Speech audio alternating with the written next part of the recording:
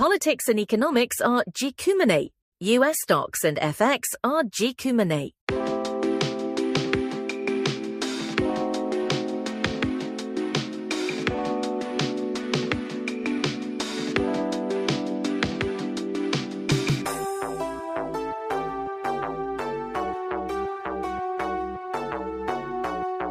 Welcome to the Deep Dive, where we take the stacks of investor notes and corporate filings you share with us and try to turn them into some actionable insight. Right. Today, we're doing something a little different. We're not tracking drug development. Not really. We're tracking corporate body language. We're peeling back the layers of investor relations strategy, which, is often where the real intent gets whispered long before any big public announcement. That's exactly right. Our focus today is on analyzing what management does, not just what they say. We're looking at Recursion Pharmaceuticals, RXRX. And specifically, the strategic meaning behind their decision to show up at two major investor conferences, basically back-to-back this November. Okay, so our mission here isn't to try and guess the clinical data. No, not at all. Our mission is to study the strategy. What does this really aggressive timing and the format of these November meetings, what does that tell us about RXRX's confidence, about their prep for what we know is coming? And what's coming is a critical, super high-stakes data release scheduled for December. The stakes couldn't be higher, really. In biotech, data is everything. It moves the stock, it drives financing, partnerships. Everything. So when a huge catalyst like this is just around the corner, you start to see management behavior shift. And we need to be watching for those shifts. All right, so let's set the stage. What exactly is an investor conference in this world? Okay, so let's define the environment. An investor conference is, well, it's more than just a public talk. It's a key venue where companies present their latest info.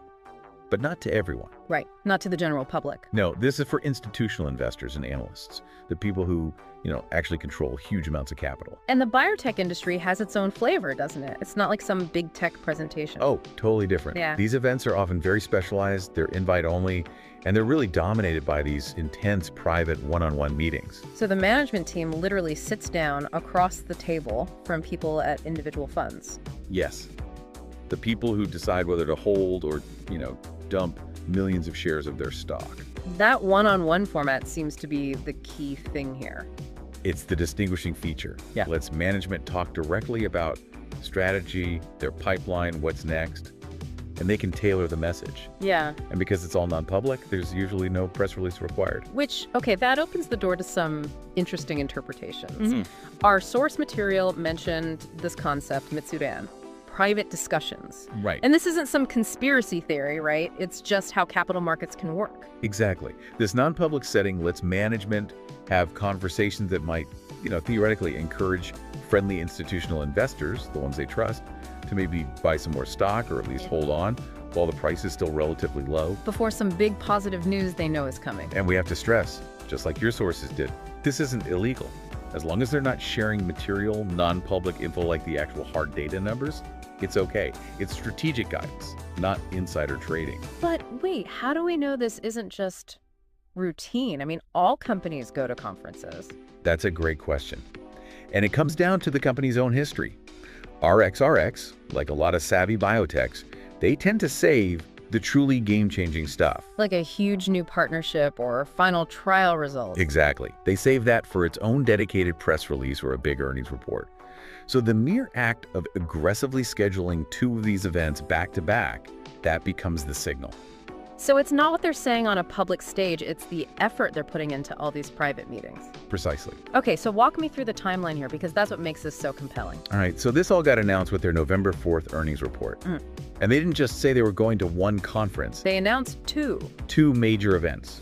And they basically bridged the gap perfectly between that earnings report and the critical data release in December. Okay, what were they? First was the Guggenheim conference on November 11th. Then, just a week later, the Jefferies London conference on November 18th. So not a casual schedule. This is a very deliberate back-to-back roadshow. It is a high-frequency commitment to talking with institutions, and it spans two huge financial centers, New York and London. Which really brings us to the core puzzle. Why do this? Why this flurry of activity? Why spend all that executive time and money on two big conferences right after earnings? And just before the biggest data drop of the year. It's a strategic choice. It absolutely is. Feels very prepared, very aggressive. In the world of pre-catalyst biotech, executive time is gold. They could have done one conference, they could have done none. The fact that they're doing two and doing them globally, it signals one of two things. Okay. Either they're intensely nervous and trying to control a bad message, or they're overwhelmingly confident, they have a great story to tell, and they want to lock in support early. And based on history, which we'll get into, it usually points toward confidence. Usually, yes. All right, so let's unpack what this schedule implies. What's the first sort of most straightforward interpretation here? I think the most straightforward read is simply operational readiness. It signals that, information disclosure is ready. And what does ready actually mean for a company like this? It's crucial. Ready means the data from development has been gathered, it's been analyzed, it's been packaged. And the story around that data, what comes next, how it fits in the pipeline, that's all been locked down. So they're not going to these meetings to figure things out. They're going with a plan. Exactly. They have a lockdown strategy. Yeah. And that shows proactive confidence. It's not hesitation. Okay, that makes sense. But it feels like there's more to it than just being ready. The timing is just too perfect. Oh, absolutely. And that brings us to our second and maybe the most powerful interpretation here. Pre-contact. This is about setting the table before the big meal in December. And let's remind everyone about that December data. It's pre-NDA data. Which is a huge deal. This isn't just some early stage results. This is the kind of data that informs your path to a new drug application, the final submission to the regulators. So this is formative stuff for the company's entire future. It is. So going to two major conferences right before this, it just screams a clear intent to make advanced contact with key people. And again, the one-on-one format is how they do it. That's the mechanism, yeah. They're targeting their existing shareholders, the big institutions, maybe some potential strategic partners, and they're giving them the context privately. So that when the actual data drops in December, these key players aren't just seeing cold numbers. Right. They already understand the company's conviction, the strategy behind those numbers. That's the key distinction. They can't go in there in November and say the efficacy number is X. That would be illegal. Right. But they can share the non-confidential stuff, like, the timeline for future trials, their plans for partnerships, and just the general trend that the data is supporting. The logic here seems pretty simple. It is. If the data looked bad, or even just mediocre, you wouldn't be out there actively booking meetings. This timing suggests they think the data is good enough to warrant a full-on communication blitz. And this all has to connect back to the money, right? There's always a financial angle. Always. Which brings us to the third interpretation, paving the way for future funding. The source material called it Generashi, like leveling the ground. And RXRX, like any deep biotech, they burn through a lot of cash. A significant amount. And this is probably the most rational explanation for this kind of aggressive investor relations. Think about it. If the December data is good, what happens to the stock price? It'll jump. It'll rise, maybe dramatically. And a higher stock price changes everything when it comes to raising more money. So break that down for me. Why is a higher stock price so important for raising cash? Because they raise cash by issuing new shares. It's called equity financing. But that dilutes the value for all the existing shareholders. Right. So if your stock is at $10, you have to issue twice as many new shares to raise $100 million as you would if your stock was at $20. More shares means more dilution, and investors hate dilution. Ah, okay. So the goal is to make any future fundraising as painless as possible for their current backers. Precisely. By getting in front of institutions in November, by privately signaling confidence, they are maximizing the chances that the stock performs really well after the December data hits. They're doing that Generashi, preparing the financial ground. So when they do need to raise cash, they can do it at a much higher price. Causing a lot less pain for their loyal investors. It is a highly rational, very calculated financial move. So if the strategic reasons all point in one direction, let's look at the behavior. We can learn a lot by just looking at what companies avoid doing when they have bad news. Yes. This is where we go from strategy to a bit of corporate psychology. Just flip the scenario. Yeah. Imagine a company that knows it has poor data coming. They hide? They hide. They avoid conferences. They go into a quiet period. They cancel travel and high-level appearances because they don't want to get grilled by analysts. Why would you invite that hostility? But RXRX announced 2 back-to-back high-profile events. They're walking toward the scrutiny. which strongly suggests that any major negative factors are, at the very least, minimal. If they had a train wreck of a data readout coming, the executive team would be in a bunker doing crisis management, not flying around the world taking meetings. Their travel schedule alone is a signal of confidence. It is. It signals they're ready to field tough questions, and that only happens when you feel good about your answers. Okay, let's go back to the format. We know the one-on-ones are key. Why is an increase in these private meetings such a strong tell for good news? It's all about executive bandwidth, time.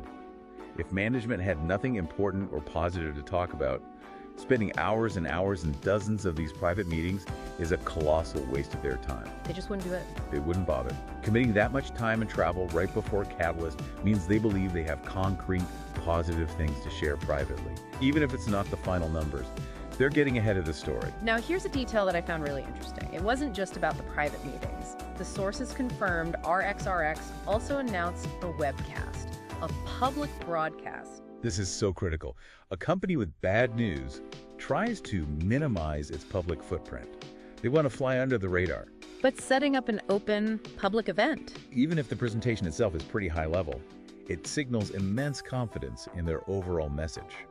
It's basically an open invitation to the public to listen in. It shows they're comfortable with transparency, even while they're having those critical one-on-ones in the background. And finally, what about their own history? Have they done this before? They have. RXRX has a track record of sort of consolidating big events and ramping up their IR activity right before major positive news. Like before their download day events. Exactly, and other key milestones. When a company repeats a strategic playbook, especially one that's expensive and time-consuming for the top executives, it usually means that playbook worked for them in the past. So if you connect all those dots, the timing, the focus on one-on-ones, the public webcast, their own history, the only conclusion that really makes sense is that RXRX is making positive preparations for December. It's the most rational read of their actions, yes. It's the complete opposite of crisis management. The whole pattern, the IR moves, the timing. It's all totally inconsistent with a company that's trying to hide something bad. They're managing expectations upward. And strategically priming their most important investors for what they hope is future success. It's really a masterclass in strategic communication. It shows that sometimes reading the calendar can be as important as reading the press release. But now we have to circle back and add the necessary caution, just like the sources did. Of course. This analysis is based purely on their corporate actions, on the timing, on what we know about how markets tend to work. It is not a guarantee of a certain outcome. And it's definitely not financial advice. We are simply interpreting the language of their movements. Precisely. Okay, so building on that, here's a final thought for you to take away. For a company like this, a biotech whose stock lives and dies by the news, how much weight should an investor actually put on the format and timing of their communication before an announcement? Is watching them double down on these kinds of meetings a better leading indicator than just waiting for the actual data to drop? Or is it all just noise? That is something to mull over as you track the markets. Because that ability, to read the unspoken language of how a company deploys its time and capital. Yeah. That's often the difference between being informed and being well informed. A great point to end on. Thank you for sharing these sources with us and letting us take this deep dive. My pleasure. We'll catch you next time.